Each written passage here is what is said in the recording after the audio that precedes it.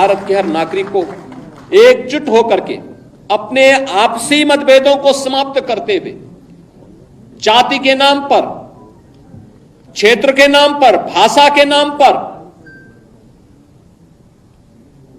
विभाजन करने वाले उन ताकतों से सतर्क रहते हुए एक भारत श्रेष्ठ भारत के बारे में सोचना होगा।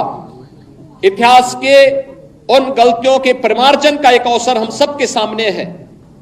हम फिर से इस प्रकार की गलतियों की त्रासदी और इस प्रकार की विभाजन की त्रासदी का सामना फिर से वर्तमान और भावी पीढ़ी को न करना पड़े, इसके लिए हम सबका संकल्प होना चाहिए, जीवन का ध्येय होना चाहिए। विभाजन की इस त्रासदी के लिए तत्कालीन कांग्रेस नेतृत्व पूरी तरह जिम्मेदार रहा है। कांग्रेस विभाजन की इस त्रासदी के लिए और समय समय पर देश के साथ हुए इस धोखे के लिए कभी देश की जनता से माफी नहीं मांगेगी, क्योंकि उनका चरित्र कभी भी इस प्रकार का नहीं रहा। कांग्रेस का वास्तविक चरित्र अधिनायकवादी रहा है और देश के अंदर जब भी उसको अवसर मिला उसने लोकतंत्र के गले को घोंटने का प्रयास किया। 1975 इसका उदाहरण है।